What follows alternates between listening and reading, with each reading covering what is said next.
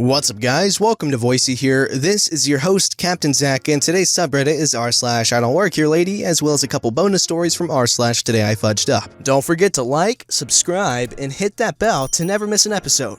This story is called, Do You Know Who I Am? And You're Fired, until they realized their terrible mistake. Firstly, this didn't happen to me. I was with the person when they received a phone call about this issue.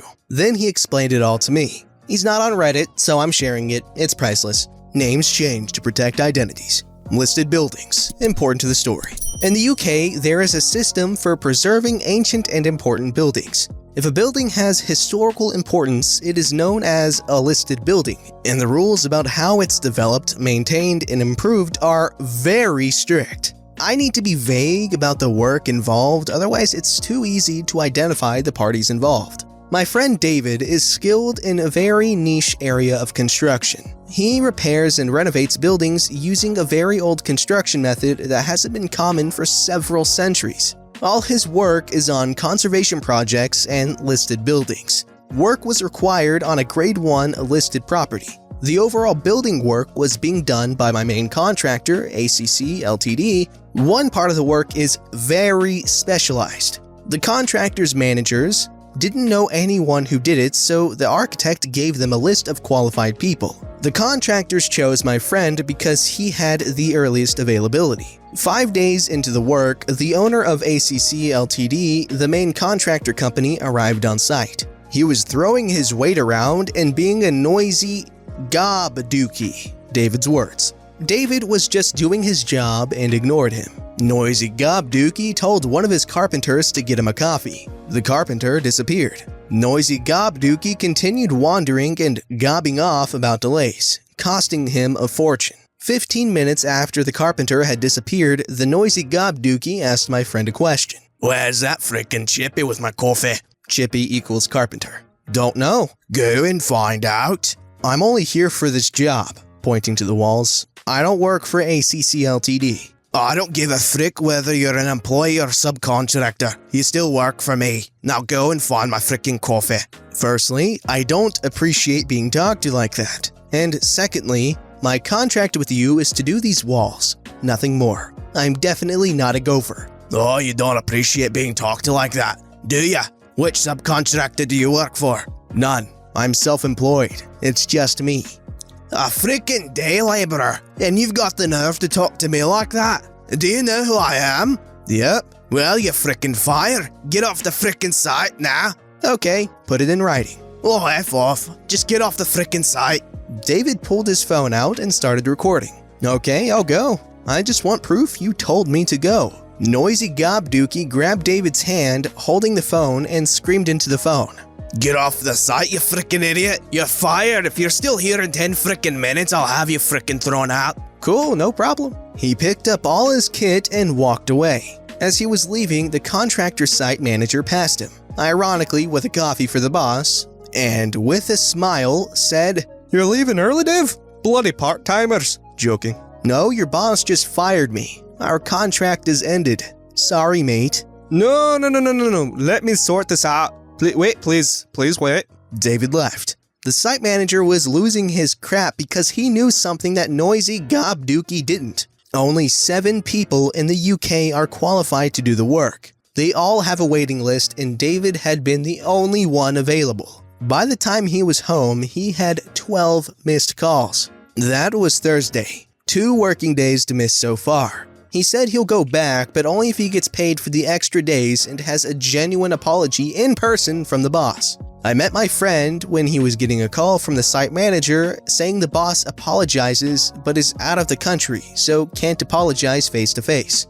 David also told me he phoned the other specialists to warn them, but they'd all been phoned on Friday, begging them to do the job. Nobody took the work. They're all booked solid. David also phoned the architect to warn him. Situations like this, some unscrupulous contractors try to bodge the job and fake the work. David is going to stick to his guns. Pay for all the missed days plus face-to-face apology. He is sure he'll get it. I've said I'll pay anything to watch the face-to-face apology. Update. Site manager phoned to say he was told by Noisy Gobdookie to threaten legal action if David doesn't finish the job. David reminded him he didn't leave and he has proof that he was fired. Site manager phoned again to say Noisy Gobdookie will apologize face-to-face on Friday. Can David start tomorrow? David said no. Following the threat of legal action, the conditions are different. Face-to-face apology before work starts, added pay for wasted days, payment of full contract value upfront before work starts. All that must happen by Thursday. That's the last day he can start and still expect to finish before his next booking. If he also works the weekends, he has just enough time. I asked him why he isn't charging a huge extra amount for the guy being a butthole. He said it doesn't look good if you take advantage of companies when they're under time pressure. Not the done thing. It seems that one of my friends is an 18th century gentleman. Alright, this David guy, he has a ton of my respect now. Like, wow. He knows his services are in high demand, okay? And he knew to record this person saying he was fired, and now he's just being such a freaking cool dude about it, okay? I admire this dude, okay? I want his autograph. Alright, cool dude. Good job, David. You're a cool guy. This story's called Mistaken as Transit Security. So I take public transportation a lot. Every day I'm at the station near my house. There's a subway stop and bus stops. The station spans over a busy road with a busy mall on one side and more of a residential area on the other side that can be easily reached by a pedway. That area is a little more secluded and it attracts a lot of homeless people and teens just making a mess. The station has a single security guard who wears a bright yellow jacket that says security. He's just there for deterrence. If anything is wrong, he can't even engage, he just has to call police. Now, this one night, I'm standing on the pedway waiting for my bus like I do every day. I see there's some people throwing bottles and being little jerks down below. Don't think twice about it since there's nothing I can really do. Security guard must be off on the other side of the station since it's pretty big. In comes Karen, sees me wearing blue jeans and a dark red shirt, pretty plain civilian look. Somehow decides I must be security. "Why aren't you doing anything?" She points down at the people making a mess. "I don't know, what am I supposed to do? I'm not looking to get a bottle thrown at my head." "I knew you trash security guards were a terrible idea, wasting tax money on your salary and you just stand there and do nothing." She continues to rant. I can't remember exactly what she said. Honestly, I didn't want to hear her BS. I then interrupt her tantrum. "What the heck makes you think I'm security? I'm not wearing the yellow vest or anything." "Well, I see you stand here every day, you must be security." Then she starts ranting again, something about me being on my phone rather than doing my job.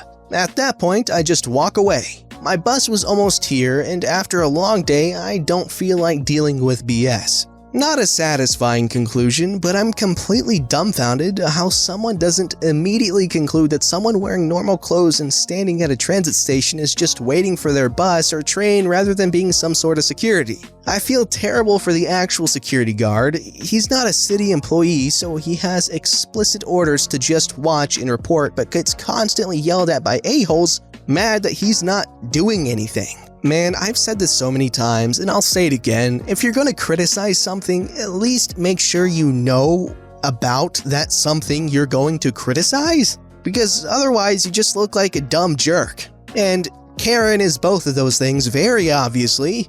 This story's called, "Are You Deaf, You Stupid Lazy Soggy Oily Biscuit?" So I'm browsing the shelves at my local grocery store, pawing at the bread to check its softness and freshness as if I'm some sort of squirrel going through the leaves for that elusive, tasty nut when it happened. Much like a squirrel, I was oblivious to most of it. I only learned the full extent of the damage caused by Hurricane Karen later. I'm lost in the bread, noticing differences in how each loaf feels while I squeeze them as if I'm gripping precious dinnerware. I don't want to ruin the bread for anyone else, but I need to know how fresh they are. The dates printed on the plastic wrapping aren't always legible, and this puts the decision literally in my own hands. As I continue, I hear someone shouting from some distance away, but I pay it no mind. People yell in stores for all sorts of reasons. I hear it again, a bit louder, and think to myself, I'm glad I'm not any closer to that person.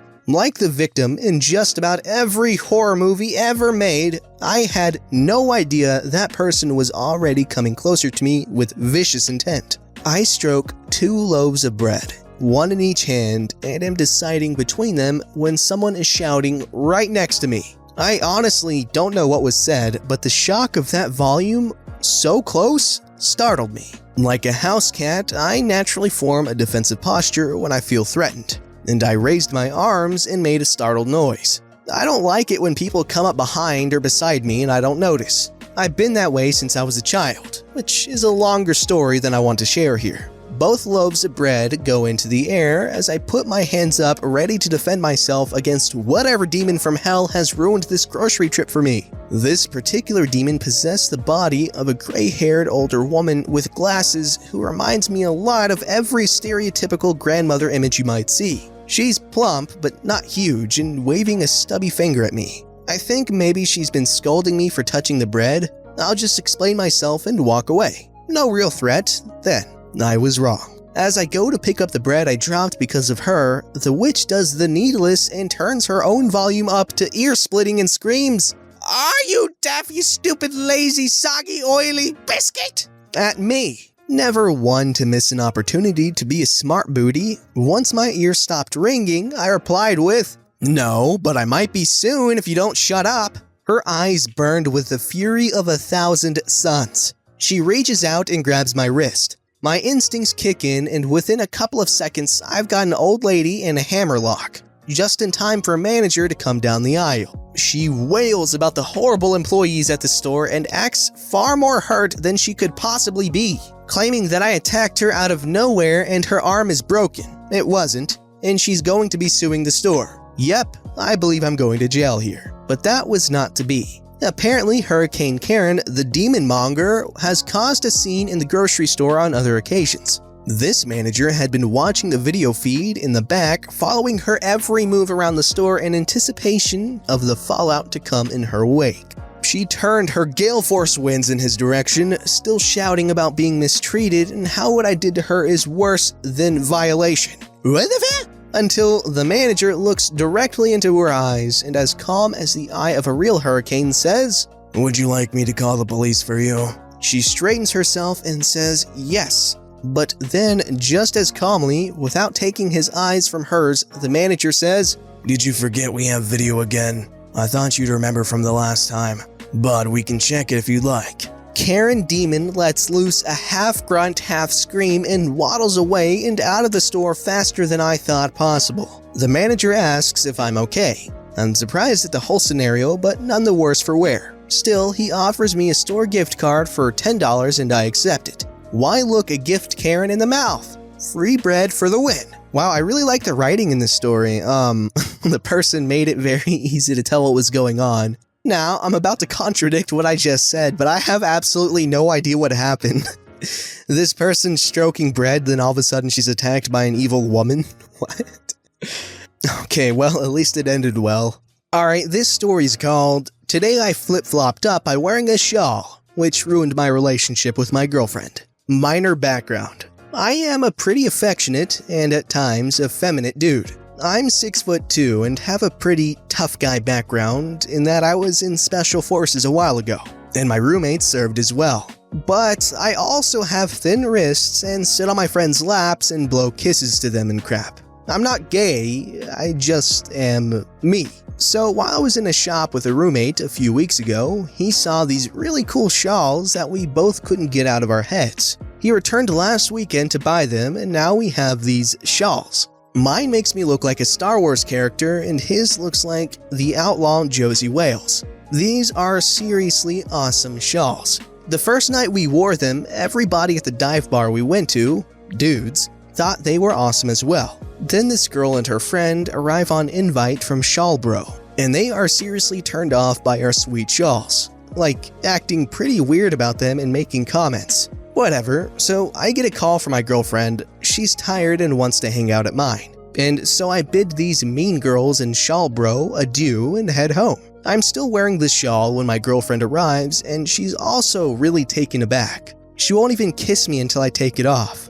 We get to do the deed and go to sleep, and the next morning she starts asking me if I'm gay. and she's really serious and aggressive about it. I tell her I'm not, and that if I was, I definitely know it by now. And she counters with her major evidence of the fact that I own a shawl. Anyway, she gets weird and leaves, and then sends me a text later about how she's sorry and that she needs to think about what kind of man she wants, and then doesn't contact me for days. So yesterday, I invite her out. She's stumbling over her words and talking about how she likes tough guys, and how she grew up in the South and needs to get used to the big city, but that she doesn't know this or that, and eventually I just tell her very politely to get fricked because I'm pretty insulted by this point. On the way back, now that I'm not directly in front of her, I get this long apologetic text from her, but the crux of it is that, yeah, she's just not that into me anymore because I wore a shawl. Later on, I tell Shawlbro about this, and he also had a blowout with the girl he was seeing over his shawl that very same night we went out. We are both going to keep wearing the shawls though. They're warm. Ouch, man, that kind of stinks. Well, I don't really think anyone's really to blame here. The girl's allowed to want what she wants, and the dude's allowed to wear what he wants to wear, and not be gay for it. But, man, that's gotta suck, He's probably into this girl, and she's just, doesn't like who he is when he's being himself. But, you know what? He's not in the relationship anymore, and he can move on to someone that would be okay with that sort of stuff. And she can get herself a tough country boy in the city, somehow. This story's called, "Today I Fudged Up by Giving My Son Permission to Beat His Bully's Booty." My son was born with a condition called pectus excavatum. In layman's terms, his chest is sunken in. His condition was so bad that he only had 2.5 inches between his sternum and his spine, and his heart and lungs were bruised because of it. In December, he had surgery to correct it, and they put 2 nickel bars in his chest to give it space and train his bones to grow correctly. About 3 weeks after his surgery, a kid punched him and dislodged the top bar, and he had to have another surgery to put the bar back in place. The kid has been through a lot. Well, the doctor cleared him for most activity last week. Just no skateboarding or bike riding, but he could now lift his backpack and go hang out with friends and play pickup, non-contact sports. Unbeknownst to me, a kid in his class has been bullying him all semester, and because my son was afraid of getting hit again, he just took it. Well, the evening he was cleared, he came to me and said, "Dad, I'm cleared now. A kid has been bullying me and hitting me for months. Can I kick his butt?" Well, my son isn't really a fighter. He's fought with his brothers, but never anyone else, and he's always gotten his butt kicked. So I just figured he was just talking. But this is the first time I had heard about the bullying, and I was concerned. I could tell he was distressed about the situation, so I told him to knock the effer out. He just nodded and went to his room. Now, his older brother is a tough sandal-on booty. He had a traumatic brain injury 2 years ago, and he missed a year of school, so he's in the same grade and coincidentally takes the same class. I told him about it and told him to handle it, but don't get in trouble. He told me that the kid walks in every day and punches my son in the head. I asked him why he allowed that to happen, and he said he wanted his brother to get tough, and once he was getting tired of getting hit, he would do something about it. While I kinda agree with his thinking, I instructed him to handle it without getting in trouble. The next morning, I took them both to school, then drove back home to get my younger daughter, who goes to a different school that starts later. On the way to take her to school, my wife calls me. "Have you taken XXXXXX to school yet? Well, after you do, go pick up your son. He got in a fight." I just assumed it was my oldest son. Imagine my surprise when I walked into the school office to see my younger son with a grin from ear to ear. He was beaming. He pointed to another kid sitting in a chair holding an ice pack to his face. I warned him. I was so proud. He walked into class, sat down, and popped the kid in the head like always. My older son got up to intervene, and before he could, my son decked the kid with one punch. He said the kid was bawling on the floor and that it was the best day of his life. He got suspended for 3 days. Alright, that's my kind of story, okay? Yes, I love stories of kids getting beat up. I'm kidding, obviously, but yes, okay. This is probably an unpopular opinion, but if your kid's getting his butt beat and he wants to beat the kid's butt back, let him. Better yet, teach him, okay? We can't have little punks beating up other kids unless it's a kid beating up a kid for beating up another kid. Alright, childhood vigilantism is amazing and it's necessary, okay? And don't get me wrong, I understand and almost kind of agree with school's policy with, no fighting back, because then it just promotes fighting in any way. Because ideally, in the school's eyes, if you get your crap rocked, you just take it and report it to a teacher or whoever. But if you fight back, it just kind of, it's like, yeah, take the rules into your own hands, which isn't the best thing to say to children who are still learning about rules. But I will still say this, okay? If you're getting your crap rocked, rock their crap back. I don't care if you get in trouble. At least it'll stop. And also just know you're not a bad dude if you fight someone back in self-defense. Don't forget to like, subscribe, and hit that bell to never miss an episode.